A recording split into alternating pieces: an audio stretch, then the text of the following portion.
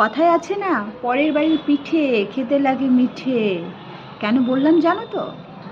এই সমাজে পুরুষরা নিজের বউয়ের কষ্ট দেখলে বিরক্ত লাগে, পরের বউয়ের কষ্ট দেখলে বাবা, বৌদি তোমার কি কষ্ট, আমার বুকটা ফেটে যাচ্ছে।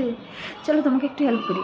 নিজের বউ যতই সুন্দরী হোক, আলু সেদ্ধ ভাত, আর পরের বউ পেতনি হোক, তবু যেন সুইট 16। ঠিক বলেছি না বলো? একদমই তাই। এই জন্যই বলে পরের বাড়ির পিঠে খেতে লাগে মিঠে। এই কারণে না কিছু কিছু নারীরা তার পুরুষদের একদম শিক্ষা দেয়, একদম ঠিক কাজ করে। আমার মতন কে কে তাদের দলে আছো একবার কমেন্ট করে অবশ্যই বলো।